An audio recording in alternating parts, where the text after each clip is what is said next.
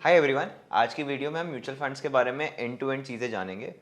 ये एक लंबा वीडियो होने वाला है, तो जो म्यूचुअल फंड्स के बारे में नहीं जानता है ये वीडियो उनके लिए ही है, और जो थोड़ा बहुत भी जानता है वो करेक्ट टाइम स्टैम्प पे जाके अपने लिए जो यूज़फुल चीज़ें हैं उसको अच्छे से देख सकता है। तो ये पूरे वीडियो को मैंने कुछ 5 to 6 डिफरेंट पार्ट्स में डिवाइड किया हुआ है। फर्स्ट पार्ट में मैं आपके साथ डिस्कस करूंगा कि म्यूचुअल फंड्स होते क्या है। सेकंड पार्ट में मैं एक्चुअल में एक फैक्ट शीट खोलूंगा म्यूचुअल फंड की, और हमें म्यूचुअल फंड के बारे में काफ़ी चीज़ें उसी के थ्रू समझ में आ जाएगी। थर्ड चीज़ मैं आपके साथ डिस्कस करूंगा, that is the difference between direct fund and regular fund. ये होते क्या है, शायद हो सकता है आपने कभी डायरेक्ट फंड का नाम नहीं सुना हो, रेगुलर म्यूचुअल फंड का नाम नहीं सुना हो, पर ये दोनों होते क्या है और इनमें इन्वेस्ट कैसे करते हैं, इसके बारे में मैं आपके साथ डिस्कस करूंगा। फोर्थ पॉइंट, मैं आपके साथ एक स्क्रीनर रन करूंगा म्यूचुअल फंड का, और वहाँ पे मैं बहुत सारे फिल्टर्स अप्लाई करूंगा in order to make sure कि हम अच्छे अच्छे फिल्टर्स लगा के कुछ एक limited number of mutual funds निकाल सके जो हमारे लिए इन्वेस्टेबल हो। ऑलराइट, सो ये बहुत ही इंपॉर्टेंट प्रोसीजर है, बिकॉज कुछ म्यूचुअल फंड सेलेक्ट करने के लिए 8 से 10 इंपॉर्टेंट प्रोसीजर्स होने चाहिए जिनको हमको अप्लाई करना चाहिए, एंड बेस्ड ऑन दैट हमको हमारे लिए म्यूचुअल फंड सेलेक्ट करना चाहिए। तो वो 8 से 10 फिल्टर्स क्या होते हैं, उन्हें कैसे अप्लाई करते हैं, कौन सा प्लेटफॉर्म आपको यूज़ करना चाहिए, उसके बारे में हम इस पर्टिकुलर पॉइंट में डिस्कस करेंगे। नेक्स्ट हम लोग एक बहुत ही इंपॉर्टेंट टर्म होता है म्यूचुअल फंड इंडस्ट्री में, that is the expense ratio, जिसके बारे में हम पूरा पूरा एंड टू एंड डिस्कस करेंगे। ये एक्सपेंस रेशो कैलकुलेट कैसे होता है, वर्क कैसे होता है, ये एक्सपेंस रेशो आपके ऊपर एज एन इन्वेस्टर लेवी कैसे होता है, आपका अमाउंट डिडक्ट कैसे होता है, या फिर ये फंड आपसे कैसी एक्सपेंस रेशो चार्ज करती है। ये एक बहुत ही इंपॉर्टेंट चीज़ है समझना, बिकॉज ओवर द टॉप हमको कभी एग्जैक्टली समझ नहीं आता है कि एक्सपेंस रेशो कैलकुलेट कैसे हो रहा है, कैसे डिडक्ट कर रहे हैं। बट आज की वीडियो में हम जानेंगे कि एग्जैक्टली एक्सपेंस रेशो होता कैसे है डिडक्ट, और कैसे आप एज एन इन्वेस्टर फायदा उठा सकते हो उन फंड्स का जिनका एक्सपेंस रेशो कम है। एंड लास्टली हम डिस्कस करेंगे एक बहुत ही basic guide of the taxation that is applicable on mutual funds. So mutual funds बहुत अलग अलग तरह के होते हैं, और उन अलग अलग म्यूचुअल फंड्स पे अलग अलग तरह के टैक्सेस लगते हैं, और वो टैक्सेस कैसे एप्लीकेबल है वो हमको समझना बहुत ही ज़रूरी है। तो चलिए स्टार्ट करते हैं सबसे पहले पॉइंट को समझने से, which is the basics of mutual funds, या फिर म्यूचुअल फंड्स वर्क कैसे करते हैं। सो देखो, म्यूचुअल फंड का आइडिया बहुत सिंपल है। There is a fund manager in the middle. Alright, वो फंड मैनेजर एक एक्सपीरियंस्ड बंदा है जिसको मार्केट्स में या फिर बॉन्ड मार्केट में या फिर कमोडिटी मार्केट्स में इन्वेस्ट करना आता है। ऑलराइट, डिपेंड करता है, म्यूचुअल फंड्स अलग अलग तरह के मार्केट्स में इन्वेस्ट करते हैं। तो ये जो पर्टिकुलर फंड मैनेजर है या पर्टिकुलर पर्सन है, वो काफ़ी एक्सपर्ट है कि आपका पैसा कैसे इन्वेस्ट करना चाहिए और कैसे मैनेज करना चाहिए। तो ये हो गया बीच में एक फंड मैनेजर। अब ये फंड मैनेजर अपॉइंट कौन करता है, ये एक फंड मैनेजर जो अपॉइंट होता है वो एएमसी अपॉइंट करती है, that is the asset management company. अब ये एसेट मैनेजमेंट जो कंपनी है, आपने सुना होगा कोटक एक एसेट मैनेजमेंट कंपनी है, एचडीएफसी की भी एक एसेट मैनेजमेंट कंपनी है, वैसे ही मिराई एसेट की एक एसेट मैनेजमेंट कंपनी है। तो ये सारे ही एसेट मैनेजमेंट कंपनीज होते हैं, ये अपने अलग अलग फंड लॉन्च करते हैं, और उन अलग अलग फंड के अलग अलग फंड मैनेजर्स होते हैं। तो ये जो फंड मैनेजर है ये आपका पैसा मैनेज करता है जनरली एक म्यूचुअल फंड में, और ये जो फंड मैनेजर है उसके पास आप और मेरे जैसे बहुत सारे छोटे छोटे रिटेल इन्वेस्टर्स रेगुलरली इन्वेस्ट करते हैं या लमसम वे में इन्वेस्ट करते हैं। तो आप और मेरे जैसे अलग अलग इन्वेस्टर्स क्या करते हैं, अपना पैसा पुल करते हैं, वो सारा पैसा पुल करके इस पर्टिकुलर फंड मैनेजर को देते हैं, और ये फंड मैनेजर क्या करता है, मार्केट में जाके इस पैसे को डिप्लॉय करता है। तो एक सिंपल से एग्जांपल लेते हैं एक एक्सेल शीट पे और देखते हैं कैसे वर्क होता है। अब जैसे कि आप देख सकते हैं हमारे पास टोटल हमारे जैसे 6 इन्वेस्टर्स है, नमन है, शुभ है, सोमनाथ है, राहुल है, महीप है, आलोक है। ऑलराइट, ये सारे ही इन्वेस्टर्स है, रिटेल इन्वेस्टर्स है। तो जो अमाउंट ऑफ इन्वेस्टमेंट ये कर रहे हैं फंड में वो इतना बड़ा नहीं है, तो इन्होंने 10,000, 20,000, 30,000, 25,000, 10,000 और 5,000 इतने रुपए इन्वेस्ट किए। अब एज ए फंड मैनेजर बहुत ही अलग अलग तरह के लोग मेरे को ये फंड देते हैं। ऑलराइट, और करीबन करीबन जनरली एयूएम साइज जो फंड्स का होता है, या फिर जो फंड मैनेजर मैनेज करते हैं, AUM is the asset under management, ये जो मैनेज करते हैं ये 10,000 करोड़, 20,000 करोड़, 30,000 करोड़ तक चले जाता है बहुत ही ईजिली। ऑलराइट, सो ये जो फंड है, ये जो मुझे कलेक्ट हुआ है 6 इन्वेस्टर से, मैं क्या करता हूँ एज अ फंड मैनेजर, मैं इस पर्टिकुलर अमाउंट को अलग अलग सिक्योरिटीज़ में डिप्लॉय करता हूँ। जैसे जैसे इन सिक्योरिटीज़ का वैल्यू बढ़ता है वैसे वैसे इस पर्टिकुलर फंड का भी वैल्यू बढ़ता है, और वैसे वैसे ये जो 6 इन्वेस्टर्स हैं जिन्होंने मेरे साथ इन्वेस्ट किया है इस पर्टिकुलर म्यूचुअल फंड में, उनका भी वेल्थ बढ़ता है। सो एक बहुत ही बेसिक सा आइडिया है म्यूचुअल फंड्स में कि बीच में एक पर्सन है, फंड मैनेजर है जो एएमसी ने अपॉइंट किया है, और अलग अलग इन्वेस्टर्स जो उसके साथ इन्वेस्ट कर रहे हैं वो फायदा उठा सकते हैं इस फंड मैनेजर की एक्सपर्टीज का, जो कि मार्केट्स में आपके बिहाफ पे आपका पैसा इन्वेस्ट करता है। और सिंस आप एक छोटे इन्वेस्टर हो, आप इंडिविजुअली इतने सारे स्टॉक्स शायद ना बाई कर सको, बट जब आपका फंड पूल हो जाता है बहुत सारे इन्वेस्टर्स के साथ, तो आप बहुत अलग अलग तरह के स्टॉक्स बाई कर सकते हो मार्केट्स में। सो आइडिया बहुत नोबल है, बहुत सिंपल है, और इससे बहुत सारे इन्वेस्टर्स, बहुत सारे रिटेल इन्वेस्टर्स का स्पेशली फायदा हुआ है। तो आप समझते हैं कि एग्जैक्टली चीज़ें होती कैसे हैं म्यूचुअल फंड में, चीज़ें रन कैसे होती है। तो इसके लिए मैं क्या करूँगा, इसके लिए एक फैक्ट शीट रन करूँगा म्यूचुअल फंड की, और उस फैक्ट शीट से हम समझेंगे कि वो पर्टिकुलर म्यूचुअल फंड कहाँ इन्वेस्ट करेगा, and at the very same time जो जो नुआंसेस लिखे हुए होते हैं एक फैक्ट शीट में, वो हमको समझना बहुत ज़रूरी है। तो आइए एक फैक्ट शीट खोलते हैं और समझते हैं कि चीज़ें वर्क कैसे करती है। सो ये फैक्ट शीट है, फैक्ट शीट में म्यूचुअल फंड के बारे में लिखा हुआ है, म्यूचुअल फंड कहाँ इन्वेस्ट करने वाला है, कौन सी सिक्योरिटीज़ में इन्वेस्ट करने वाला है। सो इसका नाम है एक्सिस फोकस 25 फंड। ऑलराइट, सो नाम से ही काफ़ी चीज़ हमको समझ में आ रही है। It's an open ended equity scheme investing in maximum 25 stocks in large mid and small cap companies. अब ओपन एंडेड स्कीम क्या होती है ये मैं आपके साथ डिटेल में डिस्कस करूंगा। ऑलराइट, बट फॉर नाउ हमको और चीज़ें फंड के बारे में समझनी है जो हम समझेंगे। So let's read about it. It focuses on 25 best ideas with high conviction while remaining diversified. अब देखिए ये जो फंड है ये सिर्फ लार्ज कैप, मिड कैप या स्मॉल कैप में इन्वेस्ट नहीं कर रहा है इंडिविजुअली, बट ये सारे ही कैप्स में कुछ प्रपोर्शन में इन्वेस्ट कर रहा है। ऑलराइट, सो वो चीज़ हमको समझना बहुत ज़रूरी है कि ये फंड इन्वेस्ट कहाँ करने वाला है। So that is the idea. हर एक म्यूचुअल फंड की आपको ऐसी एक फैक्ट शीट मिलेगी और ये फैक्ट शीट को लोग अपडेट करते जाते हैं जैसे जैसे टाइम बीतता जाता है। सो आपको फंड के बारे में और पता चलता जाता है। ऑलराइट, क्या स्ट्रैटेजी रहेगी फंड मैनेजर की, बॉटम अप अप्रोच फॉलो करेंगे, उन्हीं स्टॉक्स में इन्वेस्ट करेंगे जिनमें उनका कन्विक्शन बहुत हाई है, रिस्क को मैनेज करेंगे, और एक 25 स्टॉक्स का ही पोर्टफोलियो बन रहा है मैक्सिमम, तो एक कॉन्सेंट्रेटेड पोर्टफोलियो बन रहा है जैसे कि आप देख पा रहे हैं, और इतने सारे स्टॉक्स इस पर्टिकुलर फंड में बाई नहीं होंगे। ऑलराइट, तो थोड़ा सा रिस्की हो जाता है, बट वो सारी चीज़ें हमको समझनी चाहिए before we do our investments. अब हम लोग ये भी समझ सकते हैं कि एज अ फंड मैनेजर वो क्या चाह रहे हैं इस पर्टिकुलर फंड से। वो ऐसा चाह रहे हैं कि वो उन्हीं कंपनीज में इन्वेस्ट करे जिनका ROE ROC बहुत ज़्यादा हो, at the very same time उन कंपनीज को अवॉइड करे जिनका कॉर्पोरेट गवर्नेंस का इशू हो। ऑलराइट, सो वो सारी चीज़ें हैं, and at the very same time portfolio क्या रहेगा इस पर्टिकुलर म्यूचुअल फंड का, वो चीज़ जानना हमारे लिए बहुत ज़रूरी है।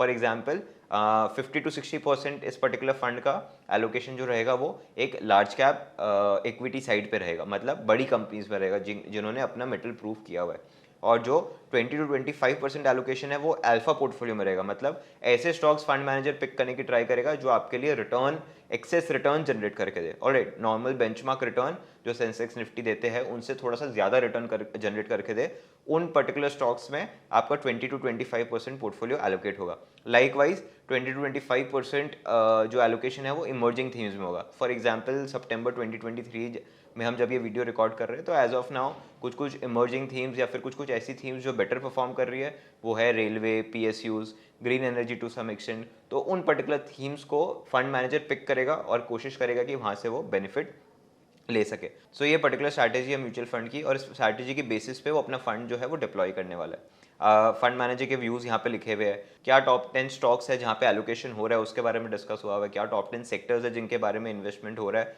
उसके बारे में यहाँ पे लिखा हुआ है। Alright, so all those things are written on the first page as you all can see. Second चीज़ जो हमको समझ में आ रही है is written about Axis Focus 25 fund direct plan, alright, versus Nifty 500 TRI। अब ये दोनों चीज़ें क्या है ये हम समझते हैं। ऑलराइट, सो ये फंड का नाम है ये तो हम जानते ही है, बट ये एक डायरेक्ट प्लान है। अब ये डायरेक्ट प्लान क्या होता है और ये ग्रोथ प्लान क्या होता है, ये दोनों चीज़ों को हम समझेंगे। सबसे पहले मैं आपके साथ डिस्कस करता हूँ कि डायरेक्ट प्लान क्या होता है। सो देखिए, म्यूचुअल फंड इंडस्ट्री में अगर हम पिछले 10 साल या 15 साल को छोड़ दें तो उससे पहले कैसे इन्वेस्टमेंट होता था। आप एक रिटेल इन्वेस्टर हो, ये एक म्यूचुअल फंड है, तो आपके और म्यूचुअल फंड के बीच में डायरेक्टली कोई कॉन्वर्जेशन या फिर कोई ट्रांजैक्शन नहीं होता था। So there used to be an intermediary जो आपको म्यूचुअल फंड सजेस्ट करता था और आपको म्यूचुअल फंड्स में इन्वेस्ट करवाता था, और ये जो इंटरमीडिएटरी है गोज विदाउट सेइंग ये कमीशन अर्न करता था आपके इन्वेस्टमेंट्स के बेसिस पे। सो ये होता था रेगुलर फंड। ऑलराइट, ये आज भी बहुत ज़्यादा फेमस है और सबसे ज़्यादा म्यूचुअल फंड में फ्लो आज भी रेगुलर फंड्स के थ्रू ही आता है। बट इसके कॉन्ट्रारी एक और तरह का इन्वेस्टमेंट या फिर एक और तरह का वे ऑफ इन्वेस्टमेंट होता है म्यूचुअल फंड में, that is through direct flow. Alright, so आप एज एन इन्वेस्टर हो और ये आपका AMC का फंड है। ऑलराइट, अगर आप डायरेक्टली इस AMC के फंड में इन्वेस्ट कर रहे हो without any intermediary in the middle, so automatically इसको हम डायरेक्ट फंड बोलेंगे। अब इसका फायदा क्या है, जो ब्रोकरेज या फिर जो कमीशन इंटरमीडिएटरी को पहले मिलता था रेगुलर फंड में, वो ये डायरेक्ट फंड में नहीं मिलता है। ऑलराइट, सो ये जो ब्रोकरेज कमीशन जो भी नाम आप दे दो वो आपके लिए बचता है और वो रिटर्न आपके पास ही पास ऑन होता है। सिंपल सा मैं आपको एग्जांपल दूं यहाँ पे, तो अगर आप 100 रुपये इन्वेस्ट कर रहे हो तो जब इंटरमीडिएटरी था तो आपका 1.5% फॉर एग्जाम्पल एज एक्सपेंस निकल जाता था, तो आपका कुछ 98.5 रुपीज़ इन्वेस्ट होता था। बट मान लो कि अब इंटरमीडिएटरी नहीं है तो केवल 0.5% ही आपका एक्सपेंस की तरह चार्ज हो रहा है और 99.5 रुपीज़ आप इन्वेस्ट कर पा रहे हो। तो ये जो 1 रुपये का फायदा है ये एक बार को देखने के लिए छोटा लगता है, बट जैसे जैसे आप इसको बड़े अमाउंट से देखते जाओगे और जैसे जैसे आप इसको कंपाउंड करते जाओगे आने वाले 15-20 साल के लिए, ये अमाउंट खुद में ही एक बहुत बड़ा अमाउंट हो जाता है। ऑलराइट, इसलिए अगर आपको म्यूचुअल फंड पिक करना खुद से आ जाए तो डायरेक्ट प्लान में इन्वेस्ट करना बहुत ही ज़्यादा रिकमेंडेड है। ये चीज़ समझना बहुत इंपॉर्टेंट है हमारे लिए। एंड सेकेंड जो चीज़ मैं आपको समझाना चाहता हूँ is about the growth plan. Alright, so mutual funds क्या करते हैं, वो ऐसी कंपनीज में इन्वेस्ट करते हैं जो आपके लिए अच्छा रिटर्न जनरेट करके दे। जब हम कंपनीज की बात करते हैं तो ऐसा नहीं होता है कि कंपनी का सिर्फ शेयर प्राइस बढ़ता है, at the very same time companies dividend भी देती है। तो अब वैसे ही आप भी एज एन इन्वेस्टर सिलेक्ट कर सकते हो कि आपको किस तरह के म्यूचुअल फंड में इन्वेस्ट करना है। क्या आपको ऐसे म्यूचुअल फंड्स में इन्वेस्ट करना है जो कि आपकी वेल्थ इंक्रीज करके दे, या फिर आपको ऐसे म्यूचुअल फंड्स में इन्वेस्ट करना है जो आपके लिए एक रेगुलरली कैश फ्लो जनरेट करके दे।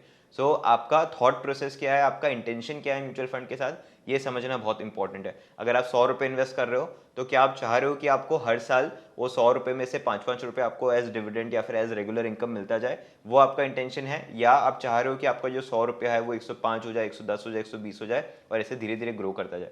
अगर आपका इंटेंशन है कि आपका जो फंड है वो ग्रो करता जाए तो आपको ग्रोथ प्लान सेलेक्ट करना ज़्यादा रिकमेंडेड है। अगर आपका इंटेंशन है कि नहीं, मेरे जो है रेगुलर कैश फ्लो चाहिए मेरे फंड्स में से, देन इन दैट केस आपको IDCW प्लान होता है, जो आप देखोगे बहुत सारे म्यूचुअल फंड्स के आगे नाम के आगे लिखा होता है IDCW प्लान। सो वो फंड को सिलेक्ट करना आपके लिए ज़्यादा सेंस बनाता है। और इसके बारे में भी हम समझेंगे एग्जैक्टली दोनों में डिफरेंसेस क्या है, कैसे वर्क होते हैं। But as investors of the age group of 25 to 30-35 हम लोग ये चाह रहे हैं कि हम लोग लॉन्ग टर्म वेल्थ कंपाउंड कर सके, इसलिए हमारे लिए ग्रोथ प्लान में इन्वेस्ट करना ज़्यादा रिकमेंडेड है।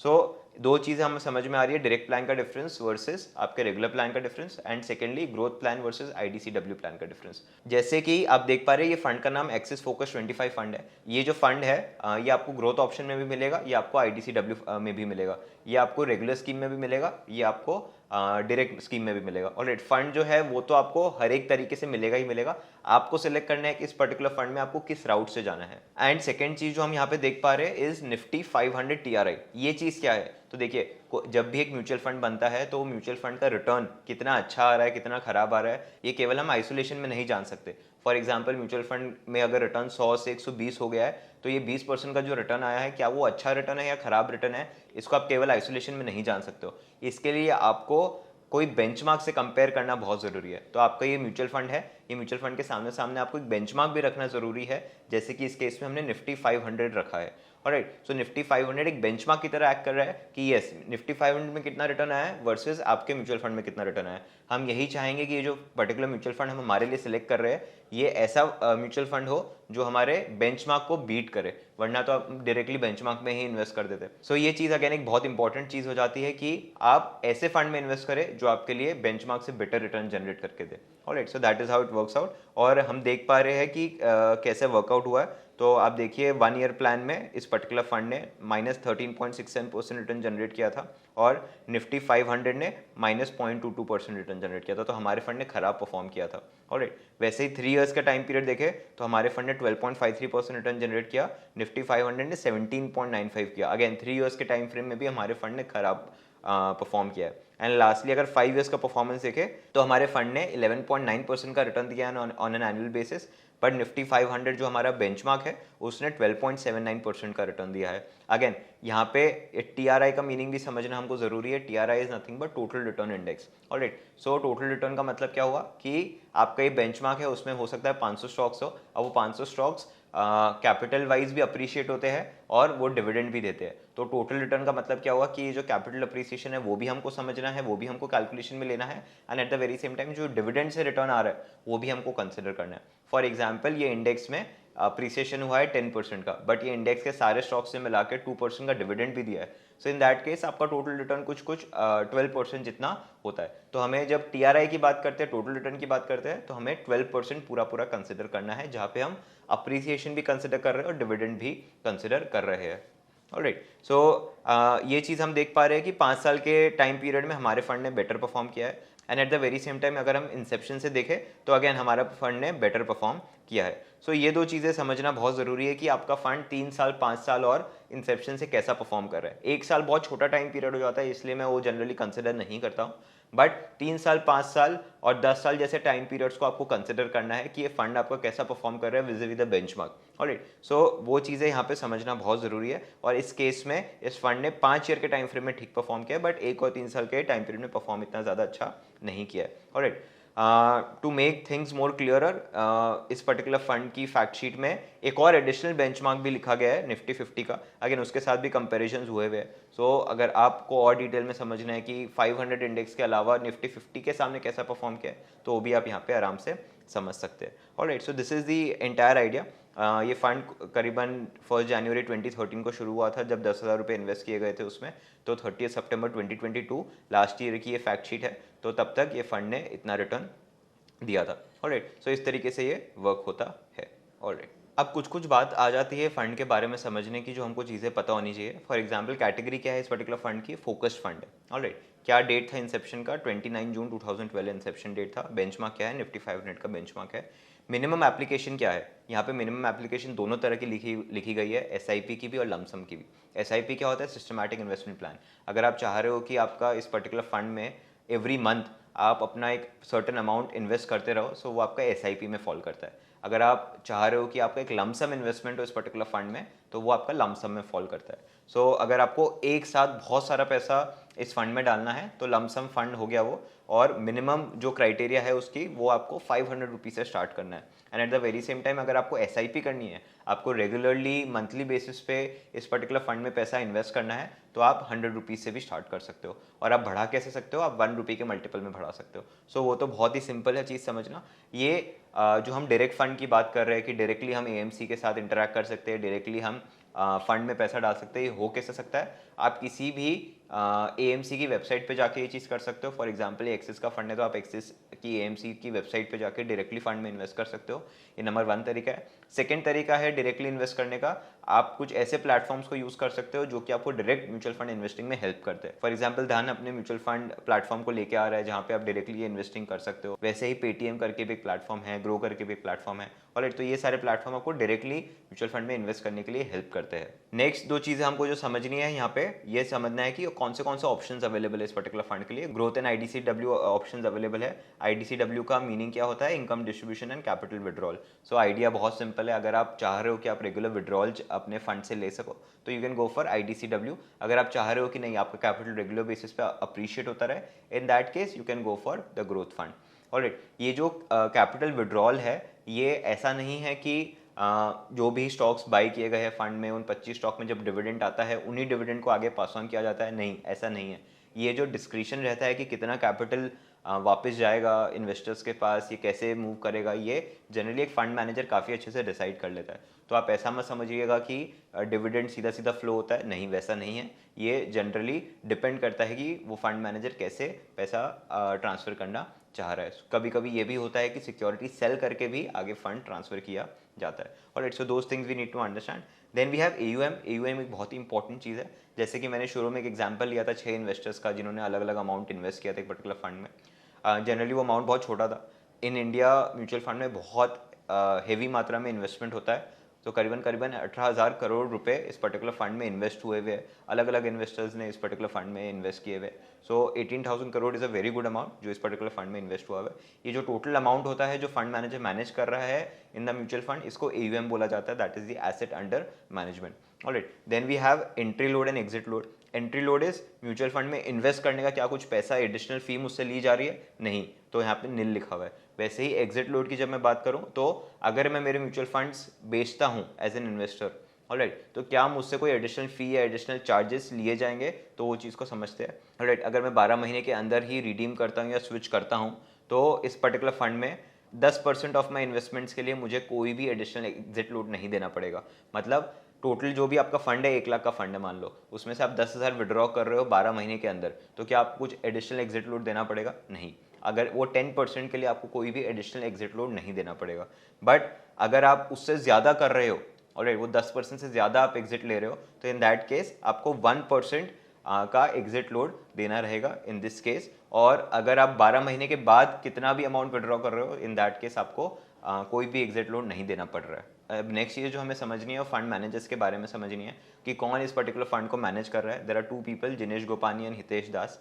ये दो लोग हैं जो इस पर्टिकुलर फंड को मैनेज कर रहे हैं। आई ऑलवेज रिकमेंड कि आप जब भी कोई फंड में इन्वेस्ट करना चाह रहे हो तो उस पर्टिकुलर फंड मैनेजर्स के बारे में अच्छे से स्टडी कर लो, कितने टाइम से वो लोग फंड मैनेजमेंट इंडस्ट्री में हैं, कैसा फंड मैनेज कर रहे हैं, कैसा उनका परफॉर्मेंस रहा है, क्या उन पर कोई गलत एलिगेशंस तो नहीं लगे हुए हैं पास्ट में। All these things I always recommend कि आप हमेशा पहले चेक कर लो। ऑलराइट, तो ये बहुत ही इंपॉर्टेंट चीज़ है। फिर आगे हमारे पास है कि अभी करंटली जो टोटल अमाउंट ऑफ इन्वेस्टमेंट है वो कैसे इन्वेस्ट हुआ हुआ है। तो लार्ज कैप में 86% वो इन्वेस्ट हुआ हुआ है, 10% मिड कैप में हुआ हुआ है और स्मॉल कैप में 0.53% हुआ है। ये काफ़ी अलग है जो इनिशियली मैंडेट में बताया गया था। हाँ, इसलिए हमको ये चीज़ समझना भी ज़रूरी है कि करंट इन्वेस्टमेंट कितना और कहाँ पे हुआ हुआ है। Then we have the risk parameters. ये रिस्क पैरामीटर्स में दो रिस्क पैरामीटर्स ऐसे हैं जो हमारे लिए हमें समझने के लिए बहुत ही इंपॉर्टेंट है। एक है स्टैंडर्ड डेविएशन, दूसरा है बीटा। ऑलराइट, तो स्टैंडर्ड डेविएशन समझने के लिए मैं आपको एक सिंपल से एग्जांपल देता हूँ विराट कोहली और रोहित शर्मा का। ऑलराइट, विराट कोहली का वनडे एवरेज 58-59 के आसपास है, रोहित शर्मा का वनडे एवरेज 50 है।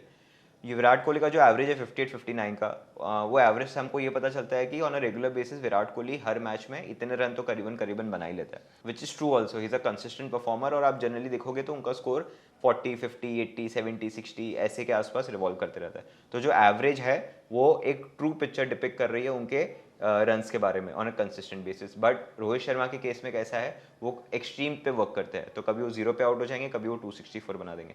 तो उनका जो एवरेज से डेविएशन है वो बहुत ज़्यादा है। ऑलराइट, ये जो एवरेज से डेविएशन है इसी को हम स्टैंडर्ड डेविएशन बोलते हैं। तो विराट कोहली का जो रन्स है रेगुलर मैचेस में वो एवरेज से इतना डेविएट नहीं होता है, इसलिए विराट कोहली का स्टैंडर्ड डेविएशन थोड़ा लो होगा।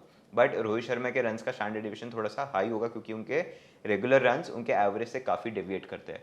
सो गोज विदाउट सेइंग, अगर मैं पूछूं कि दोनों बैट्समैन में रिस्क किस में कम है तो आप लोग सब विराट कोहली सेलेक्ट करोगे। तो वैसे ही यहाँ पे भी म्यूचुअल फंड्स में भी वो एक्जैक्टली सेम तरीके से वर्क करता है। जिस भी म्यूचुअल फंड का स्टैंडर्ड डेविएशन कम होता है वो एक बेटर फंड होता है in terms of risk. Alright, यहाँ पे आपके पास सिर्फ इस म्यूचुअल फंड के बारे में लिखा हुआ है 19.1% का स्टैंडर्ड डेविएशन है, लेकिन आप आइसोलेशन में शायद कंपेयर ना कर पाओ। बट जब आप इसी टाइप के दूसरे और फंड्स देखोगे तो उनके साथ आप इसका स्टैंडर्ड डेविएशन कंपेयर कर पाओगे। सो वो एक बहुत इंपॉर्टेंट चीज़ है कि हम रिटर्न के साथ साथ स्टैंडर्ड डेविएशन भी देके फंड का कि कैसे वो पर्टिकुलर फंड का स्टैंडर्ड डेविएशन कम या ज़्यादा है विज़ दी अदर फंड्स। ऑलराइट, वैसे ही हमारे पास बीटा है। ऑलराइट, बीटा इस पर्टिकुलर फंड का 0.9 है। इसका मतलब क्या हुआ कि जो मेरा इंडेक्स है या फिर जो मेरा बेंचमार्क है वो जब भी 10% से मूव करता है आइदर वेज अप या डाउन, ये जो मेरा पर्टिकुलर फंड है वो 9% के आसपास से मूव करेगा अप या डाउन।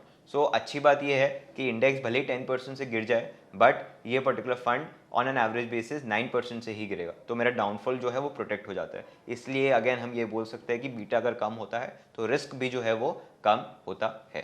तो इसी के साथ हमने पहले दो पॉइंट्स कवर कर लिए। थर्ड पॉइंट जो हमारा डायरेक्ट फंड और रेगुलर फंड में जो डिफरेंसेस है उसको हमने बेसिक से कवर कर लिया, बट मैं आपको नंबर्स के साथ भी वो बहुत ही अच्छे से एक्सप्लेन करूंगा जब मैं एक्सपेंस रेशियो की बात करूंगा। अब हम चलते हैं नेक्स्ट पॉइंट की तरफ और उस पॉइंट को अच्छे से समझते हैं। अब इस पर्टिकुलर पार्ट में हम टिकर टेप करके एक प्लेटफॉर्म है जहाँ पे म्यूचुअल फंड का स्क्रीनर रन करेंगे। ऑलराइट, आप और भी कोई प्लेटफॉर्म यूज़ कर सकते हो जैसे कि ईटी मनी और भी सारे जो म्यूचुअल फंड एक्चुअली में आपको डायरेक्टली इन्वेस्ट करने के लिए हेल्प करते हैं, उन प्लेटफॉर्म्स पे भी ये स्क्रीनर्स अवेलेबल होते हैं। टिकर टेप का स्क्रीनर मैं यूज़ करूँगा। अब जैसे कि आप देख पा रहे हैं यहाँ पे मैं नई स्क्रीन बना पा रहा हूँ। ऑलराइट, ये नई स्क्रीन बनाने के लिए अलग अलग कैटेगरीज है जो मैं यहाँ पे देख पा रहा हूँ, अलग अलग प्लान्स है, अलग अलग फिल्टर्स है जो मैं यहाँ पे देख पा रहा हूँ। तो सबसे पहले हम समझेंगे एमएफ की यूनिवर्स। ऑलराइट, एमएफ की यूनिवर्स में हम कैटेगरीज समझेंगे। ये कैटेगरीज क्या क्या है, कमोडिटी है, डेट है, इक्विटी है, हाइब्रिड है और अदर्स है। सबसे पहले हम जो देखेंगे वो कमोडिटीज़ देखेंगे। ऑलराइट, कमोडिटीज़ में जो सबसे फ्रीक्वेंट इन्वेस्टमेंट होता है through mutual funds is in gold. Alright, तो ये चीज़ आप रेगुलर बेसिस पे देखोगे, दैट इज नंबर वन। और कुछ ऐसे फंड्स होंगे जो कमोडिटीज़ के साथ साथ इक्विटी और डेट में भी इन्वेस्ट करते हैं। Alright, so that is there. Then we have debt funds. Alright, debt में भी अलग अलग तरह की क्राइटेरियाज है फंड्स की। फॉर एग्जाम्पल कोई डेट फंड्स कम ड्यूरेशन वाले बॉन्ड्स में इन्वेस्ट करते हैं, कोई डेट फंड ज़्यादा ड्यूरेशन वाले बॉन्ड्स में इन्वेस्ट करते हैं और कोई डेट फंड्स बहुत ही लॉन्ग टर्म ड्यूरेशन वाले बॉन्ड्स में इन्वेस्ट करते हैं। अब ये बॉन्ड्स क्या होते हैं, फॉर एग्जांपल गवर्नमेंट और कॉर्पोरेट्स जैसे कि इन्फोसिस है, टीसीएस है, रिलायंस है, ये भी अपने बॉन्ड्स इशू करते हैं। तो ये कंपनीज को जब पैसे उधार पे लेने होते हैं थ्रू बॉन्ड्स, क्या करते हैं ये लोग बॉन्ड्स इशू करते हैं और बदले में इन्वेस्टर्स ये बॉन्ड को बाई करते हैं और कंपनी को पैसा लेंड करते हैं। वैसे ही जब मान लो गवर्नमेंट को भी बॉन्ड इशू करने होते हैं या फिर गवर्नमेंट उनको भी बॉन्ड के थ्रू पैसा रेज करना होता है, तो आरबीआई के थ्रू ये बॉन्ड्स को इशू करते हैं और इस तरीके से वो लोग कैपिटल जो है वो बोरो करते हैं, कैपिटल को जो है वो रेज करते हैं। सो इस तरीके से पूरा ट्रांजैक्शन वर्क करता है। अगर हम एज एन इन्वेस्टर चाहते हैं कि हम ऐसे बॉन्ड्स में इन्वेस्ट करें, हमारा पैसे ऐसे बॉन्ड्स में इन्वेस्ट हो, सो हम बॉन्ड म्यूचुअल फंड्स के थ्रू ये बहुत ईजिली कर सकते हैं। Again goes without saying, government bonds के जो म्यूचुअल फंड्स होते हैं वो ज़्यादा सेफ होते हैं, जो बड़े कंपनीज के बॉन्ड्स होते हैं वो ज़्यादा सेफ होते हैं कंपेयर टू जो छोटी कंपनीज के कॉर्पोरेट बॉन्ड्स होते हैं। सो वो चीज़ें आपको दिख जाएगी। And at the very same time time duration के हिसाब से भी आप बॉन्ड्स के म्यूचुअल फंड्स में इन्वेस्ट कर सकते हो। सो वो सारी चीज़ें आप यहाँ पे देख पा रहे हो। इक्विटी सबसे ज़्यादा फेमस एसेट क्लास है जिसके थ्रू म्यूचुअल फंड्स के थ्रू इन्वेस्ट होता है। सो इक्विटी में आप बहुत अलग अलग तरह के फंड देखोगे, आप थीमेटिक फंड देखोगे, फोकस फंड देखोगे, large and mid cap fund देखोगे, इंडेक्स फंड देखोगे, और एक स्मॉल कैप फंड देखोगे, मिड कैप फंड देखोगे, एन नंबर ऑफ ऑप्शंस आपको इक्विटी के अंदर दिखेंगे। सो ये चीज़ें हैं जो यहाँ पे मार्क्ड है। Then we have hybrid funds. Hybrid is a mixture of debt and equity. So वो सारी चीज़ें आपको यहाँ पे दिखेगी। हाइब्रिड फंड में कोई एग्रेसिव हाइब्रिड फंड होगा तो उसमें इक्विटी का पोर्शन ज़्यादा होगा, डेट का कम होगा। वैसे ही जो बैलेंस होगा उसमें they try to balance out between equity and hybrid, right. तो उस तरीके से वो चीज़ें वर्क होती है। और जो लास्ट चीज़ है आपकी अदर्स, उसमें आपके ओवरसीज फंड्स आते हैं। फॉर एग्जांपल अगर आपने सुना होगा मेरा एसेट का एक फैंग इंडेक्स है, उसमें अगर हमें इन्वेस्ट करना है इंडिया में बैठे बैठे तो मेरा एसेट की ईटीएफ और म्यूचुअल फंड के थ्रू हम इन्वेस्ट कर सकते हैं। सो वो तरह के आपके अदर्स में आते हैं। ऑलराइट, सो ये सारी चीज़ें आपके यहाँ पे अलग अलग तरह के म्यूचुअल फंड्स है जहाँ पे आप अपना पैसा इन्वेस्ट कर सकते हो। आप कौन से म्यूचुअल फंड में किसको इन्वेस्ट करना चाहिए ये बहुत ज़्यादा डिपेंड करता है उस पर्सन के कैरेक्टरिस्टिक्स और उस पर्सन के रिस्क एपेटाइट के बेसिस पे। फॉर एग्जांपल मेरी अभी एज 27 है। सो अभी बहुत लंबा समय बचा है जिसके दौरान मैं काम करूँगा, का नया काम सीखूंगा, मेरी इनकम जनरेट होगी, सैलरीज आएगी, all those things will happen. So एक regular flow of cash flow मुझे मेरे काम करने से मिलता रहेगा। तो जो भी मेरा फंड है या फिर जो भी मेरी सेविंग्स है उसको मैं एक रिस्कियर एसेट क्लास में इन्वेस्ट करने के लिए रेडी हूँ। मेरा ह्यूमन कैपिटल मुझे वो चीज़ अलाउ करता है। सो इन दैट केस मैं कोशिश करूंगा कि मेरा ज़्यादा से ज़्यादा फंड इक्विटीज़ में इन्वेस्ट हो। But as I mature, as you know my age nears to 40, 50, 55, 60, I try shifting to asset classes जिसमें रिस्क कम हो, जैसे कि डेट हो गया, गोल्ड हो गया, एंड सो फोर्थ। सो वही थॉट प्रोसेस रहना चाहिए अनटिल अनलेस किसी का कोई अलग कंस्ट्रेंट ना हो। बट जब तक एज के पैरामीटर से हम चीज़ें देख रहे हैं तो इक्विटी का प्रपोर्शन जो है वो ज़्यादा आपका आता है जब आप यंग होते हो, और जैसे जैसे आपकी एज बढ़ती जाती है आपका इक्विटी प्रपोर्शन कम होकर डेट और गोल्ड की तरफ बढ़ने लगता है। Alright, now let's do one thing. मेरे अकॉर्डिंग कुछ हम एक नंबर ऑफ फंड सेलेक्ट करते हैं फिल्टर्स अप्लाई करके और देखते हैं कि चीज़ें कैसे वर्क होती है। सो मैं एज एन इन्वेस्टर इक्विटी में इन्वेस्ट करना चाहूँगा तो मैं इक्विटी को सिलेक्ट करता हूँ। अगेन आपने देखा होगा कि पहले बहुत सारे फंड्स लिखे गए थे, यहाँ पे अब 1572 फंड्स ही बचे हैं। ऑलराइट, इक्विटी में भी मैं रिस्क ले सकता हूँ इसलिए मैंने इक्विटी सिलेक्ट किया है। बट कुछ कुछ फंड्स जो बहुत ज़्यादा कॉन्सेंट्रेटेड होते हैं जैसे कि थीमेटिक फंड्स हो गए, आपके आपके फोकस फंड्स हो गए, आपके स्मॉल कैप फंड्स हो गए, इन सबको मैं अवॉइड करना चाहूँगा। मैं ऐसे फंड्स में इन्वेस्ट करना चाहता हूँ जो रिटर्न्स के साथ साथ रिस्क इतना ज़्यादा बेयर ना करे। थीमेटिक फंड्स, फोकस फंड्स, इन सबको मैं अनटिक कर दूंगा। Mid cap fund, small cap funds, ELSS में अनटिक कर दूंगा। वो ELSS फंड जो होते हैं वो जनरली आपके टैक्स सेविंग्स के लिए होते हैं, तो उसको मैं अनटिक कर दूंगा। Sectoral thematic funds, value fund, sectoral fund, multi cap fund में रहने दे सकता हूँ। अगेन डिविडेंड मुझे जनरेट नहीं करना है फंड्स के थ्रू, ये सारे के सारे सेक्टोरल फंड्स है। Sectoral fund generally particular sectors में इन्वेस्ट करते हैं, फॉर एग्जांपल बैंकिंग में, IT में, and all so and so forth. Alright, so कुछ ही फंड्स मेरे पास बचे हैं ऑलराइट जहाँ पे मैं मेरा पैसा इन्वेस्ट करना चाहता हूँ। अगेन थीमेटिक फंड एक ग्लोबल है, वो भी मैं अवॉइड करना चाहता हूँ। ऑलराइट, सो 67 कुछ फंड्स बचे हैं मेरे पास जहाँ पे मैं इन्वेस्ट कर सकता हूँ अपना पैसा। ये मैंने पहला फिल्टर अप्लाई किया है कि मेरे रिस्क एपेटाइट के बेसिस पे what kind of funds I am willing to invest in. अगर आप चाह रहे हो, अगर आप ये देखना चाह रहे हो कि आपको 2 साल के लिए इन्वेस्ट करना है और आपको एक थीम पे बहुत ज़्यादा बुलिश हो आप, तो आप थीमेटिक फंड्स को भी पिक्चर में ला सकते हो। Alright, now next come is the plan. Alright, कौन सा plan? So we have IDCW plan, growth plan, bonus plan is something that we do not need to consider. हमारे IDCW और ग्रोथ के बीच में ही हमको ये डिसीजन लेना होता है। सो एज आई सेड, मुझे जो मैं इन्वेस्टमेंट्स कर रहा हूँ वो लॉन्ग टर्म के लिए कर रहा हूँ, मैं यहाँ से कैपिटल विड्रॉ करना नहीं देख रहा हूँ। So growth plan makes more sense for me. So automatically देखो अगेन ऑलमोस्ट आधे हो गए फंड जो पहले थे। अब बात आती है AUM की। सो AUM इज कि जो फंड है वो कितना पैसा मैनेज कर रहा है। गोज विदाउट सेइंग, अगर वो पर्टिकुलर म्यूचुअल फंड है वो ज़्यादा अमाउंट मैनेज कर रहा है तो ऑटोमेटिकली चीज़ें बेटर है क्योंकि ज़्यादा लोगों ने उस फंड पे ट्रस्ट किया है। सो इसलिए anything that is more than 10,000 is something that I would not mind. So 10,000 का अपने मिनिमम क्राइटेरिया लगाते हैं and up till the maximum value I am okay with. Alright, then I have 3 year CAGR. Alright, 3 साल का जो हम केगर की बात कर रहे हैं, कम से कम मैं ये तो देखूंगा कि वो फंड 10% से ज़्यादा जनरेट करे, बिकॉज 3 साल के दौरान में अगर एनुअल रेट 10% से भी कम है तो हो सकता है शायद वो फंड अच्छा परफॉर्म नहीं कर रहे हो। Alright, so that is the idea कि उतना हो। Now comes the part of expense ratio. Expense ratio basically क्या है कि अगर आप 100 रुपये फंड में इन्वेस्ट कर रहे हो तो सालाना बेसिस पे आपका मोटा मोटी कितना खर्चा लग रहा है वो 100 रुपये मैनेज करने के लिए बाय द फंड मैनेजर, वो ये अमाउंट होता है। सो मैं चाहूँगा कि एक्सपेंस रेशो कम से कम हो। सो आई वुड वांट कि एक्सपेंस रेशो एटलीस्ट 1.2 से तो कम ही हो। तो some anything between 0 to 1.2 is fine with me. Alright, so that those are those things. Now we have 24 results. Alright, 24 funds हमारे पास निकल के आए हैं। हम और चाहे तो और भी फिल्टर ऐड कर सकते हैं। हमने जैसे कि फॉर एग्जांपल रिस्क के पैरामीटर में हमने स्टैंडर्ड डेविएशन की भी बात की थी। और इट्स स्टैंडर्ड डेविएशन आप ऐड कर सकते हो by adding the volatility part. और कैटेगरी स्टैंडर्ड डेविएशन का भी ऐड कर सकते हो।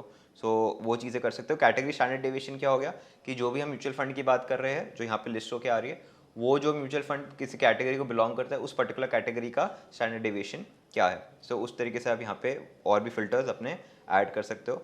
फॉर एग्जाम्पल अगर आपको रिटर्न्स में केवल 3 साल का नहीं बट 5 साल का रिटर्न भी आपको ऐड करना है, ऑलराइट, सो वो भी आप इसमें ऐड कर सकते हो। 5 ईयर का आपका CAGR वाला पार्ट आप ऐड कर सकते हो। अगेन उसमें भी आप एक क्राइटेरिया सेट कर सकते हो कि 5 साल के पीरियड में भी 12% रिटर्न तो कम से कम जनरेट किया ही हो। Alright, so all those things you can easily add. सो आप देखोगे आपके बहुत कम ऐसे म्यूचुअल फंड्स निकल के आते हैं जो ये सारी क्राइटेरियाज मीट कर रहे हैं। सो ये बहुत ही इंपॉर्टेंट चीज़ है समझना कि कैसे वर्क हो रहा है। ये मैंने आपको सिर्फ एक एग्जांपल दिया था, ये मेरा रिकमेंडेशन नहीं है कि आप यहाँ पे जो भी पहला नाम आ रहा है उसमें अपना पैसा डाल दीजिए, ऐसा नहीं है। आपको अपना खुद का रिसर्च करना है, खुद का फिल्टर लगाना है और फिर ही आपको अपने लिए म्यूचुअल फंड सेलेक्ट करना है। But the whole idea is कि इस तरीके से आप एटलीस्ट ये सीख जाओगे कि आपको सही से म्यूचुअल फंड सेलेक्ट कैसे करना होता है। ऑलराइट, वैसे ही in the very similar way एक और जो मुझे लगता है पैरामीटर जो आ सकता है रेशोज़ में is the Sharpe ratio. Alright, Sharpe ratio को मैं पूरा इन डिटेल नहीं समझाऊंगा। शार्प रेशो का मैं एक बेसिक मीनिंग आपको समझाऊंगा कि कुछ कुछ पैरामीटर्स होते हैं जो सिर्फ रिटर्न दिखते हैं, कुछ कुछ पैरामीटर होते हैं जो सिर्फ रिस्क दिखते हैं। शार्प रेशो एक ऐसा पैरामीटर है जो एक फ्रैक्शन बनाता है और फ्रैक्शन में जो न्यूमरेटर है उसमें वो रिटर्न लेता है और डिनोमिनेटर में वो रिस्क लेता है। ऑलराइट, सो गोज विदाउट सेइंग, अगर मेरा न्यूमरेटर में रिटर्न है और डिनोमिनेटर में रिस्क है तो अगर मेरा रिटर्न ज़्यादा है तो शार्प रेशो ज़्यादा हो जाएगा, तो अगर मेरा न्यूमरेटर ज़्यादा है तो शार्प रेशो ज़्यादा हो जाएगा। अगर मेरा रिस्क कम है, अगर मेरा डिनोमिनेटर कम है तो अगेन शार्प रेशो ज़्यादा हो जाएगा। सो दी होल आइडिया इसकी फ्रैक्शन को बड़ा करने के लिए या तो रिटर्न ज़्यादा होना चाहिए या तो आपका रिस्क कम होना चाहिए। तो शार्प रेशो अगेन एक क्राइटेरिया है जो हम यहाँ पे ऐड कर सकते हैं। Higher the Sharpe ratio better it is. Alright, so देखो आप फिल्टर में आपको शार्प रेशो भी यहाँ पे दिख रहा होगा। हमको उन्हीं फंड्स में इन्वेस्ट करना है जहाँ पे मेरा शार्प रेशो है वो थोड़ा सा हायर साइड पे हो। ऑलराइट, इसी तरीके से आप चाहे और भी फिल्टर्स ऐड कर सकते हैं, बट ये मेजॉरिटी ऑफ द फिल्टर्स है जिनको हमको समझना बहुत ही ज़्यादा इंपॉर्टेंट है।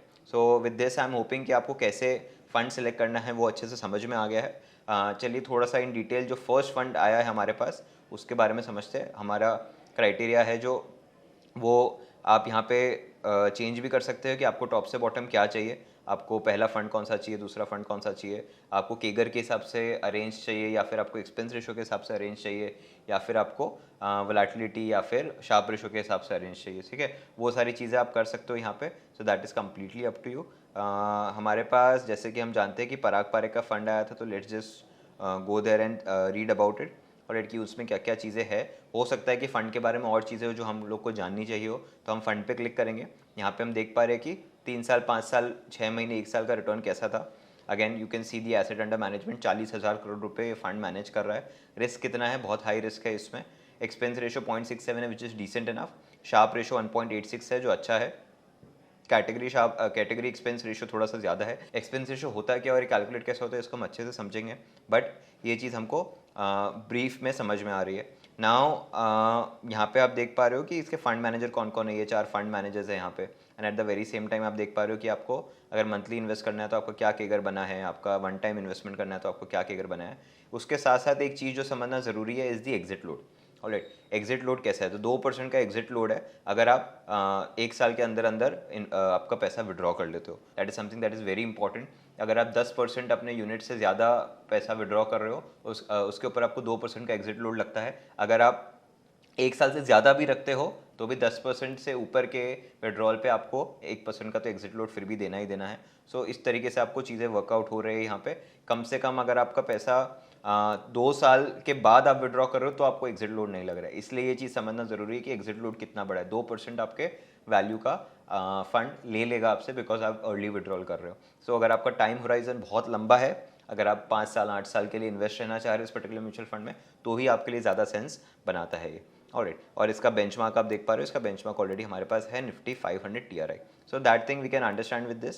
सो इसके प्योर फंड्स भी है यहाँ पे जो आप देख सकते हो। अगर आप यहाँ पे क्लिक करोगे तो आप कंपेयर विद पियर्स में आके चीज़ें देख सकते हो कि Kotak flexi cap, HDFC flexi cap और UTI फ्लेक्सी कैप ने कैसे कैसे रिटर्न्स परफॉर्म किए। ऑलराइट, रेशियोज के बेसिस पे देख सकते हो, स्कीम्स के बेसिस पे देख सकते हो, जिसमें आप एक्सपेंस रेशियो, स्टैंडर्ड डिविएशन, ये सारी चीज़ें इजीली कंपेयर कर सकते हो। ऑलराइट, तो इस तरीके से आपकी चीज़ें वर्क होती है। आई एम होपिंग विद दिस कि आपको ये समझ में आ रहा है कि ये एक्जैक्टली नंबर्स कैलकुलेट हुए कैसे। अब बात आती है, हमको समझना है कि एक्सपेंस रेशियो जो है, जो हम बार बार बात कर रहे हैं, एक्सपेंस रेशियो एग्जैक्टली कैलकुलेट कैसे होता है और लेवी कैसे होता है। ऑलराइट, सो ये एक चीज़ है जो बहुत कम लोग आपको अच्छे से बता पाते हैं। ऑलराइट, मैं आपको ये भी बताऊंगा कि जनरली लोग क्या बोल जाते हैं एक्सपेंस रेशियो के बारे में और एक्चुअल में एक्सपेंस रेशियो वर्क कैसे करता है। So let's understand that. Alright, मान लो कि आपने 10,000 रुपये फंड में इन्वेस्ट किए हुए। ऑलराइट, और आपका जो एक्सपेंस रेशियो है इज समवेयर अराउंड 1.5%। ठीक है, ये एक्सपेंस रेशियो सालाना बेसिस पे कोट होता है। सो 1.5% का जो रेट है वो आपका ईयरली बेसिस पे है। ठीक है, डे 0 पे आपकी फंड की वैल्यू है 10,000। ऑलराइट, डे 1 पे आपके फंड की वैल्यू कुछ बढ़ेगी या घटेगी अकॉर्डिंग टू मार्केट मूवमेंट कैसा होता है। सो ये जो डे 0 पे आपका फंड का वैल्यू है 10,000, वो पूरा 10,000 नहीं रहता है। वहीं पे ही जो फंड है वो डे 0 पे ही आपका कुछ अमाउंट ऑफ एक्सपेंस रेशियो के नाम पे कट कर लेगा। कितना अमाउंट होगा वो? That would be 1.5% divide by 365। Alright, divide by 365। सो ये आपका परसेंटेज टर्म्स में आएगा। लेट्स जस्ट सी कितना आ रहा है ये। It is 0.0041%। तो ये जो अमाउंट है ये आपका फंड पहले ही दिन पे विड्रॉ कर लेगा। तो 0.41 का जो अमाउंट है वो विड्रॉ हो रहा है, तो नेट नेट आपका अमाउंट कितना इन्वेस्ट होता है? 10,000 माइनस 0.41 इन्वेस्ट होता है आपका। So that comes out to be 999.58904। So every day basis पे आपका जो एक्सपेंस रेशियो है वो आप पे लेवी होगा और इस तरीके से डिडक्ट होगा। नाउ फॉर एग्जांपल, ये आपकी फंड की वैल्यू थी डे 0 पे after you made the investment. अब ये नेक्स्ट डे पे से फॉर एग्जांपल 10,500 हो जाती है। ऑलराइट, नेक्स्ट डे पे 10,500 हो जाती है। सो अगेन आपका एक्सपेंस रेशियो कितना है? 0.0041% है on a daily basis. Alright, on a daily basis आपका एक्सपेंस रेशियो है 0.0041। सो नाउ अगेन, अब जो आपका एक्सपेंस रेशियो है ये आपका वापस डेली बेसिस ही इंकर होगा। तो कैसे होगा ये? 0.0041% multiplied by this turns out to be 0.43। Alright, 0.43। आपके फंड की नेट वैल्यू कितनी बचेगी? 10,500 minus this amount. Alright, so आप देख पा रहे हैं कि ये जो 1.5% का एक्सपेंस रेशियो है ये आपका एवरी डे बेसिस पे ही डिडक्ट होता है, ना कि आपका सालाना डिडक्ट होता है। ऐसा नहीं होता है कि आपका 100 रुपये में से 1.5 रुपये फंड आखिरी के दिन पे माइनस कर देता है, ऐसा नहीं होता है। एवरी डे जैसे जैसे फंड की वैल्यू मूव होती है, जैसे जैसे आपके अमाउंट की वैल्यू मूव होती है, वैसे वैसे ये अमाउंट जो है वो डिडक्ट होते जाता है।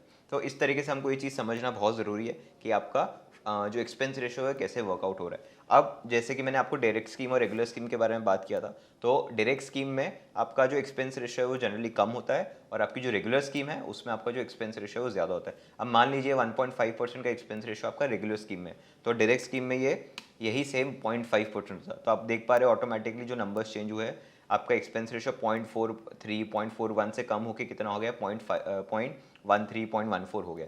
सो इस तरीके से बहुत ही इंपॉर्टेंट हो जाता है कि ऑन अ डेली बेसिस आप ये इतना इतना अमाउंट सेव करते जाइए, बिकॉज आप ये चीज़ 20 साल 30 साल के लिए कर रहे हो जिसमें 6 से 7 हज़ार दिन होते हैं, और 6 से 7 हज़ार दिन के बेसिस पे अगर आप ये थोड़ा थोड़ा अमाउंट भी सेव करते जा रहे हो तो एंड में ये बहुत बड़ा अमाउंट निकल के आता है। क्योंकि आपका 20 साल के बाद फंड का वैल्यू 10,000 नहीं रहने वाला, वो बढ़ के 50,000 80,000 1 लाख भी हो सकता है। So that is the reason हमको ये समझना ज़रूरी है कि हमको लोअर एक्सपेंस रेशियो वाले फंड्स हमारे पोर्टफोलियो में रखना इंपॉर्टेंट है, और वो साथ ही साथ अच्छे रिटर्न्स भी दे।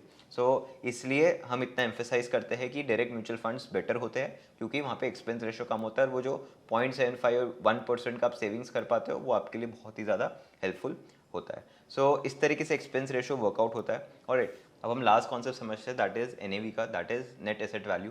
जैसे आप कभी भी स्टॉक का परचेज करते हो तो आपको कुछ नंबर ऑफ शेयर्स मिलते हैं एट अ सर्टेन प्राइस। तो जो प्राइस होता है वो म्यूचुअल फंड के केस में एनएवी कहा जाता है, और आपको जो शेयर्स मिलते हैं स्टॉक के केस में, यहाँ पे उस पर्टिकुलर चीज़ को यूनिट्स कहा जाता है। सो आइए देखते हैं वो कैसे वर्कआउट होता है। मान लीजिए 5 इन्वेस्टर्स हैं जिन्होंने 10-10 हज़ार रुपये एक पर्टिकुलर फंड में इन्वेस्ट किए।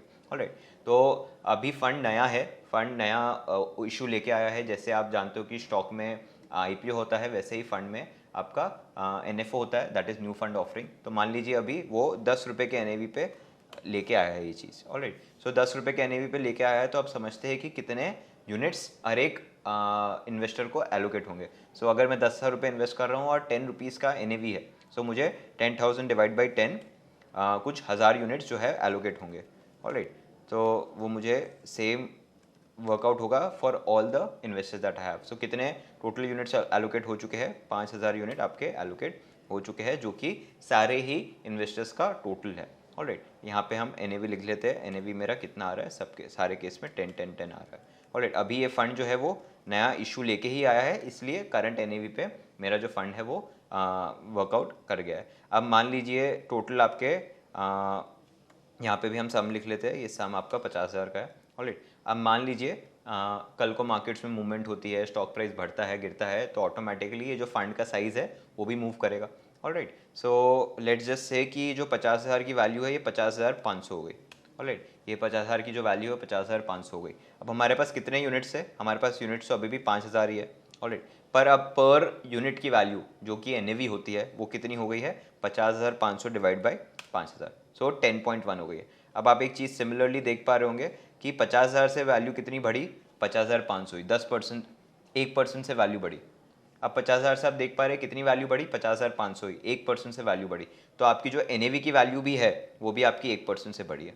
ऑलराइट, सो इस तरीके से एनएवी में क्या रहता है? एक डायरेक्ट रिलेशन रहता है विद द फंड साइज। और अगर फंड जो है ईयूएम जो है वो बढ़ रहा है, तो ऑटोमेटिकली एयूएम भी जो है वो बढ़ रहा है। ऑलराइट, अब हमने जब वो फैक्ट शीट देखी थी एक्सेस की, तो हमने देखा था वो एक ओपन एंडेड स्कीम थी। ओपन एंडेड स्कीम का मतलब क्या होता है कि फंड का इशुएंस आने के बाद भी इन्वेस्टर्स वो पर्टिकुलर फंड से पैसा विड्रॉ या फिर पैसा इन्वेस्ट कर सकते हो उस पर्टिकुलर फंड में। तो मान लेते हैं कि अब एक एफ करके इन्वेस्टर आ रहा है, वो थोड़ा सा लेट है पर इस फंड में उसको इन्वेस्ट करना है। ऑलराइट, वो भी कुछ 10,000 रुपये लेके आ रहा है। ऑलराइट, वो भी कुछ 10,000 रुपये लेके आ रहा है, और वो पर्टिकुलर फंड को दे रहा है कि भाई मेरे 10,000 रुपये भी लो और मुझे भी आपके साथ इन्वेस्ट करना है। तो फंड बोलेगा ठीक है, कोई प्रॉब्लम नहीं है, हम कर लेंगे, लेकिन आपको अब नए एनएवी पे जो यूनिट्स है वो एलोकेट होंगे। अब नया एनएवी क्या है मेरा? 10.10 है। तो जो 10,000 रुपये आ रहे हैं आपके, वो आपके 10.10 प्राइस पे या फिर एनएवी पे एलोकेट होंगे। तो इस पर्टिकुलर इन्वेस्टर को 1,000 यूनिट्स नहीं मिलेंगे, इस पर्टिकुलर इन्वेस्टर को कितने यूनिट्स मिलेंगे? 990 यूनिट्स ही मिलेंगे, या फिर 990.09901 यूनिट्स मिलेंगे। ऑलराइट, तो इस तरीके से जैसे जैसे आपका इन्वेस्टमेंट का वैल्यू भी घटता बढ़ता है, एनएवी का वैल्यू भी घटता बढ़ता है, उस तरीके से नंबर ऑफ यूनिट्स जो इशू हो रहे हैं नए या विड्रॉ हो रहे हैं वो भी चेंज होते रहते हैं। ऑलराइट, अब मान लीजिए कल को कोई इन्वेस्टर आता है और उस समय फंड की वैल्यू हो जाती है 50,500 से कम होकर 49,500, और वो भी इन्वेस्ट करना चाहता है कुछ 10,000 रुपये। ऑलराइट, सो जी मार्क करते हैं 10,000 रुपये उन्होंने इन्वेस्ट किए। Alright, now in that case उनका भी जो एनएवी आएगा वो थोड़ा सा चेंज हो जाएगा। वो एनएवी क्या होगा उनका एनएवी हो जाएगा 49,500 डिवाइड बाई 5,000, तो उनका 9.9 हो जाएगा, क्योंकि 10% अब 1% से चीज़ें गिरी है। सो उनको कितने यूनिट्स मिलेंगे? उनको थोड़े से ज़्यादा यूनिट्स मिलेंगे, उनको करीबन 1010 यूनिट्स मिलेंगे।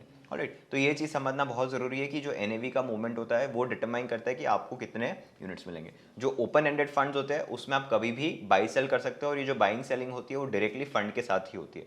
तो फंड उस समय का जो भी एनएवी चल रहा होता है उस पर्टिकुलर एनएवी पे आपको या तो नए यूनिट्स इशू करके दे देता है। अगर आप एज ए सेलर जा रहे हो, आप बेचना चाह रहे हो अपने यूनिट्स, तो उस पर्टिकुलर एनएवी पे आपके यूनिट्स वो फंड जो है वो खरीद लेता है और आप बेच पाते हो। तो इस तरीके से पूरा ट्रांजैक्शन वर्क करता है। इसलिए ये चीज़ समझना बहुत ज़रूरी है कि एनएवी की वैल्यू ही हमारे फंड की या फिर हमारे इन्वेस्टमेंट की वैल्यू बताता है। और एक और चीज़ बहुत इंपॉर्टेंट है, जैसे कि आप जानते हैं कि एमआरएफ इंडिया में सबसे महंगा शेयर है। ऑलराइट, बट इंडिया में सबसे महंगी कंपनी या सबसे मोस्ट वैल्यूड कंपनी कौन सी है? रिलायंस है। सो वैसे ही म्यूचुअल फंड्स के केस में भी एनएवी का वैल्यू क्या है वो ये डिटरमाइन नहीं करता है कि कौन सा फंड बड़ा है या फिर कौन सा फंड का वैल्यू ज़्यादा है, वो टोटल एयूएम ही डिसाइड करता है। सो आप जैसे जानते हैं कि एमआरएफ का शेयर 1,08,000 का है और रिलायंस का 2,500 का है, बट फिर भी रिलायंस बड़ी कंपनी है। वैसे ही ऐसा भी हो सकता है कि कोई पर्टिकुलर म्यूचुअल फंड है उसका एनएवी 12 या 13 रुपये है, और कोई पर्टिकुलर म्यूचुअल फंड है जिसका एनएवी 1000 रुपये है, तो भी हो सकता है कि वो 10-12 रुपये वाला जो एनएवी वाला म्यूचुअल फंड है उसकी टोटल वैल्यू ज़्यादा हो बेस्ड ऑन उन्होंने कितने यूनिट्स इशू किए हैं। तो ये एक बहुत ही इंपॉर्टेंट चीज़ है जो हमें समझ में आनी चाहिए कि ये चीज़ कैसे वर्क होती है। ऑलराइट, इसलिए इसे ओपन एंडेड फंड बोलते हैं। और जो दूसरे क्लोज एंडेड फंड्स होते हैं जो ओपन एंडेड फंड से थोड़े से अलग होते हैं, उन केस में एक बार एनएफओ आ जाता है उसके बाद रेगुलर इंटरेक्शन नहीं हो सकता है बाइंग सेलिंग का, विड्रॉल का और सबमिशन का with the fund. Alright, so वो एक डिस्टिंग्विशिंग पॉइंट है between an open ended fund and a close ended fund. अब जब हमें ओपन एंडेड फंड और क्लोज एंडेड फंड का डिफरेंस समझ में आ गया, तो हमको ये भी समझना जरूरी है कि जो ओपन एंडेड फंड में आप इन्वेस्ट कर रहे हो या फिर पैसा विड्रॉ कर रहे हो, क्या इसके लिए आपको एक डीमैट अकाउंट नेसेसरी है? नहीं, आपको इसके लिए एक डीमैट अकाउंट नेसेसरी नहीं है। दो आपका केवाईसी होना चाहिए, वो सारी चीज़ें तो होनी चाहिए, बट जैसे मैंने आपको कहा आप कैसे कर सकते हो, या तो आप एएमसी के प्लेटफॉर्म पे जाके कर सकते हो या फिर कुछ ऐसे प्लेटफॉर्म्स है जो आपको डायरेक्टली म्यूचुअल फंड में इन्वेस्ट करने में हेल्प करते हैं। सो वो चीज़ होना ज़रूरी है, बट एक ब्रोकर अकाउंट होना, एक डीमैट अकाउंट होना ज़रूरी नहीं है। So that is there. And इसी के साथ साथ आप लोग को ये भी डाउट आएगा कि ईटीएफ्स क्या होते हैं और म्यूचुअल फंड से अलग कैसे होता है, तो उनके उसके लिए हमने एक डिटेल्ड में एक सीरीज़ बनाई है जिसको आप क्लिक करके समझ सकते हैं कि ईटीएफ इन्वेस्टिंग होती क्या है, ईटीएफ के बेसिक्स क्या होते हैं, उसमें क्या कंस्ट्रेंट्स रहते हैं, इंडिया में ईटीएफ्स का पूरा जो इंडस्ट्री है वो कैसे ग्रो हो रहा है। So that thing you can go and watch out and आप उसको इजीली समझ पाएंगे वहाँ। वो भी हमने हिंदी में ही डिस्कस किया है, तो आपके लिए वो अंडरस्टैंडिंग बेटर हो जाएगा।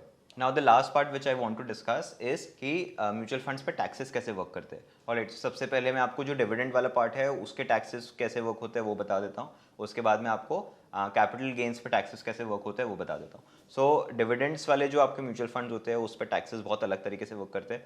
आज के टाइम पे उस पर टीडीएस कट होके आता है। सो से फॉर एग्जांपल अगर आपका डिविडेंड का अमाउंट 5000 से ऊपर है तो म्यूचुअल फंड क्या करते हैं 10% टीडीएस काट करके आपको पैसा आगे भेजते हैं। फॉर एग्जांपल अगर आपका डिविडेंड का अमाउंट बनता है 1 लाख रुपए, तो 10,000 रुपये का, गिविंग यू एन एग्जांपल, वो आपका टीडीएस काट कर देते हैं।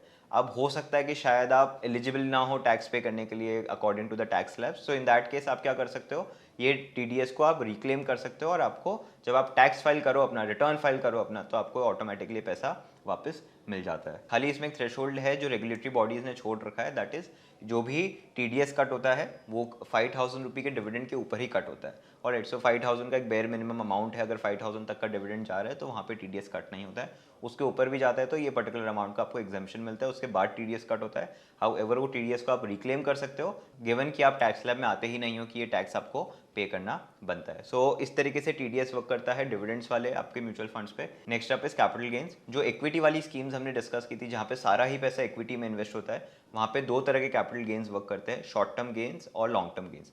अगर आपकी होल्डिंग 12 महीने से ऊपर है, ऑलराइट, फिर आप बेच रहे हो और आपका प्रॉफिट हो रहा है, तो जिस जो प्रॉफिट वाला कंपोनेंट है उस पर आपको 10% एलटीसीजी टैक्स पे करना पड़ता है। और अगर आप 12 महीने के अंदर बेच रहे हो और आपका प्रॉफिट हो रहा है तो आपको 15% कैपिटल गेन्स बुक करना पड़ता है। हाउएवर इसमें एक और अच्छी चीज़ ये है कि आपको 1 लाख तक के कैपिटल गेन्स पे एग्जेम्पशन भी मिलता है अगर आप लॉन्ग टर्म में इन्वेस्टेड हो तो। So those things are something that you should look at. Alright, so वो एक इंपॉर्टेंट चीज़ है। अब बात आती है नॉन इक्विटी स्कीम्स की, जहाँ पे थोड़ा सा कंफ्यूजन हो सकता है, तो इसके लिए हमने एक बहुत ही सुंदर सा टेबल आपके लिए बनाया हुआ है जिसके थ्रू आपको ये समझ में आ जाए कि चीज़ें कैसे वर्क करती है। तो लॉजिक सिंपल है, आपको सिर्फ ये देखना है कि पर्टिकुलर स्कीम में इक्विटी का एक्सपोजर कितना है। कोई भी अगर आप स्कीम ले रहे हो, हाइब्रिड स्कीम ले रहे हो या कुछ भी ले रहे हो, उसमें इक्विटी का एक्सपोजर कितना है। अगर इक्विटी का एक्सपोजर ज़्यादा है तो अलग तरीके से टैक्सेशन वर्क करता है, अगर इक्विटी का एक्सपोजर कम है तो अलग तरीके से टैक्सेशन वर्क करता है। अब मान लीजिए इक्विटी का एक्सपोजर 65% से ज़्यादा है, सो इन दैट केस आपको 15% का टैक्स लगता है एसटीसीजी पे, और 12 महीने के थ्रेशोल्ड के साथ। अगर मान लीजिए आपका 65% से ज़्यादा का ही इक्विटी एक्सपोजर है तो आपका लॉन्ग टर्म गेन्स जो है वो 10% पे टैक्स होता है after 1 year holding period. Alright, so वही जो हमने अभी डिस्कस किया था एग्जैक्टली वही चीज़ से वर्क हो रहा है यहाँ पे। यहाँ पे आपको इंडेक्सेशन का बेनिफिट नहीं मिलता है। इंडेक्सेशन का बेनिफिट होता क्या है वो मैं आपको समझाऊंगा, बट फॉर टाइम बीइंग आपको ये समझना है कि 15% और 10% है और 12 महीने का आपका थ्रेशोल्ड है। अब मान लीजिए आप कोई फंड में इन्वेस्ट कर रहे हो जिसमें इक्विटी एक्सपोजर 35 to 65% के बीच में है। इन दैट केस जो शॉर्ट टर्म गेन्स है वो आपको आपके मार्जिनल टैक्स रेट पे ही लगेंगे आपके इनकम स्लैब्स के अकॉर्डिंग, और जो आपके लॉन्ग टर्म गेन्स है वो आपको 20% रेट के हिसाब से देने पड़ेंगे, जिसमें आप इंडेक्सेशन का बेनिफिट ले सकते हो। बट ध्यान रहे यहाँ पे 35 to 65% वाले ब्रैकेट में आपका जो थ्रेशोल्ड है वो पहले 12 महीने था लेकिन अब 36 मंथ्स का हो गया। ऑलराइट, सो 36 मंथ्स के बेसिस पे डिसाइड होता है कि ये शॉर्ट टर्म गेन्स है या लॉन्ग टर्म गेन्स है। अगर ये शॉर्ट टर्म गेन्स है तो आपको आपके मार्जिनल टैक्स रेट पे टैक्स भरना पड़ेगा, अगर ये लॉन्ग टर्म गेन्स है तो आपको 20% टैक्स रेट यूज करना पड़ेगा विद इंडेक्सेशन बेनिफिट, और 3 साल का आपका होल्डिंग पीरियड जो है वो कंसिडर होता है। अब इंडेक्सेशन होता है क्या वो मैं आपको समझाऊंगा। ऑलराइट। एंड लास्टली, अगर आपका 0 to 35% का इक्विटी एक्सपोजर है, इन दैट केस आपका STCG और LTCG दोनों ही केस में आपको मार्जिनल टैक्स रेट के हिसाब से पेमेंट करना रहता है टैक्स का। ऑलराइट, अब बात आती है इंडेक्सेशन के बारे में। तो इंडेक्सेशन को समझ लेते हैं। मान लेते हैं हम कि ये 35 to 65% वाले ब्रैकेट में है। इन दैट केस आपने 10,000 रुपये इन्वेस्ट किए हुए। ऑलराइट, 4 साल बीत गए, 4 साल बीत गए, उसके बाद आपका पैसा हो गया 50,000 रुपये। ऑलराइट, सो जनरली क्या होता है, आपका प्रॉफिट 40,000 दिखता, उस 40,000 पे आपको 20% का टैक्स भरना पड़ता अकॉर्डिंग टू LTCG जो हम यहाँ पे देख पा रहे हैं। लेकिन आपको यहाँ पे इंडेक्सेशन का बेनिफिट भी इंक्लूड करना है। अब इंडेक्सेशन का बेनिफिट कैसे इंक्लूड कर सकते हो आप? देखो, पहले तो हम लिख लेते हैं कि आपका प्रॉफिट अगर आप इंडेक्सेशन का बेनिफिट नहीं इंक्लूड करते तो 40,000 का आता। Alright, so that is number one thing. अब आप मान लीजिए कि आप इंडेक्सेशन का बेनिफिट इंक्लूड कर रहे हैं। सो इन 4 सालों में या फिर जो भी हम टाइम पीरियड ले रहे हैं उस दौरान आपका इन्फ्लेशन भी रहा होगा। तो ये इंडेक्सेशन का बेनिफिट क्या कहता है कि आप अपना जो ओरिजिनल इन्वेस्टमेंट अमाउंट है उसको भी आप इन्फ्लेशन के लिए एडजस्ट कर लीजिए और फिर आपका प्रॉफिट कैलकुलेट करिए। सो फॉर एग्जांपल मान लेते हैं कि 5% का अपना इन्फ्लेशन रेट रहा होगा। सो इन दैट केस आपका 10,000 इंटू 1 + 5% टू द पावर, मान लीजिए हम 4 साल की ही बात करें तो 4 साल का आपका कुछ 12,155 रुपये आता है। सो ये जो आपकी ओरिजिनल इन्वेस्टमेंट वैल्यू है ना, यही एडजस्ट हो गई है फॉर इन्फ्लेशन, और अभी 12,155 रुपये आ रहा है। अब आपका प्रॉफिट कितना आता है? अब आपका प्रॉफिट थोड़ा सा कम हो जाएगा, आपका 50,000 माइनस 12,155 हो जाएगा। तो पहले आपको 40,000 के प्रॉफिट पर टैक्स पे करना पड़ रहा था, लेकिन अब आपको इंडेक्सेशन का बेनिफिट मिल रहा है, इसलिए अब आपको टैक्स केवल 37,844 रुपीज़ के अमाउंट पे ही करना पड़ेगा। सो इस तरीके से इंडेक्सेशन का फ़ायदा आप ले सकते हैं। ऑलराइट, सो ये चीज़ समझना बहुत ही इंपॉर्टेंट है आप before you file your taxes. So I am hoping कि इसके साथ आप बहुत अच्छे से समझ गए होंगे कि चीज़ें कैसे वर्क होती है। तो ध्यान रहे, अगर आप म्यूचुअल फंड में इन्वेस्ट कर रहे हो तो ये वीडियो को अगर आप ध्यान में रखते हो तो 10 में से 9 चीज़ें तो आपकी ऐसे ही क्लियर हो जाती है। सो जैसे जैसे आप खुद प्रैक्टिकली अप्लाई करके चीज़ें देखते हो, करते हो, तो आप बेटर इन्वेस्टर बन जाओगे म्यूचुअल फंड के। और लंबे समय के लिए अगर आपको इन्वेस्टेड रहना है तो म्यूचुअल फंड एक बहुत ही अच्छा टूल है जिसके थ्रू आप इन्वेस्टेड रह सकते हो।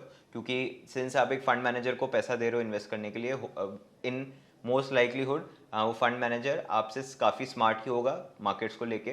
मार्केट्स में वो आपसे बेटर ही वे में इन्वेस्ट करेगा इन मोस्ट केसेस। इसीलिए it is very much recommended कि सभी लोग म्यूचुअल फंड में एटलीस्ट कुछ नहीं तो SIP इन्वेस्टमेंट्स के थ्रू तो रेगुलरली थोड़ा थोड़ा इन्वेस्ट करेगी। So this is how it works out. I am hoping कि आपको ये वीडियो अच्छा लगा हो, and you can like, share and subscribe to our channel so we can make more tutorials for you, and we can assure that over a longer period of time आपको जो stock markets और finance की knowledge का एक go to platform है वो हम बन जाए और हम आपके लिए ऐसे ही वीडियोस लेके आते रहे। Thank you.